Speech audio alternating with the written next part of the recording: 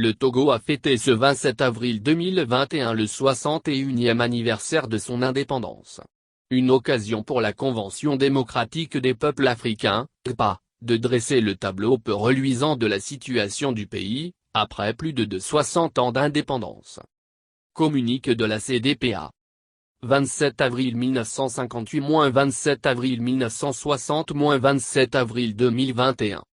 Le 27 avril 1958, malgré tous les obstacles mis sur leur chemin par le colonialisme français tant à l'intérieur qu'à l'extérieur du Togo, malgré toutes les mesures répressives et d'intimidation, les forces nationalistes coalisées remportent une écrasante victoire dans toutes les régions du pays lors des élections législatives référendum organisées sous la supervision des Nations Unies. Par ce vote, le peuple togolais venait d'opter pour l'indépendance. Une indépendance complète sans entrave qui ne sera proclamée, jour pour jour, que 2 années plus tard, le 27 avril 1960, cette année 1960 qui fut celle des indépendances formelles des ex-colonies françaises. La CDPA saisit l'occasion de ce jour anniversaire des 61 ans d'indépendance, pour rendre un vibrant hommage aux artisans de cette indépendance et au peuple togolais qui, grâce à une organisation méthodique et à des sacrifices incommensurables, ont permis à notre pays d'accéder à la souveraineté. Mais cette indépendance chèrement acquise fut de courte durée.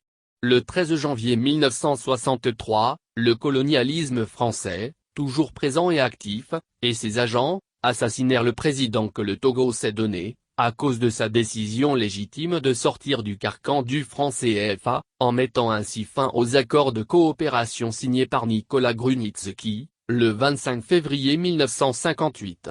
Modibo Keïta, pour les mêmes raisons, connaîtra le même sort au Mali en 1968. Des dirigeants ennemis du peuple et vomis par lui, qui lui furent imposés, vidèrent la liberté retrouvée de tout sens. Une dictature militaire oligarchique et tribaliste, choisie et soutenue par le système de la France-Afrique s'établit et perdure toujours, comme dans un royaume, à la mort du dictateur père, le fils sera installé sur le trône, par la hiérarchie militaire qui ignore le peuple. Togolaise, Togolais, l'objectif pour lequel tant de nos grands-pères, de nos pères, de nos aînés se sont sacrifiés, la vraie indépendance, n'est pas encore atteint. Après 60 ans d'indépendance, le Togo est toujours un pays asservi dont les ressources sont dilapidées et où règne un climat social lamentable. La misère et la pauvreté sont très prononcées. Aujourd'hui, les patriotes, partisans de l'indépendance véritable, les dignes filles et fils du pays, se doivent de relever le défi. Que faire? Que faut-il réaliser aujourd'hui pour être les dignes successeurs des héros de la libération?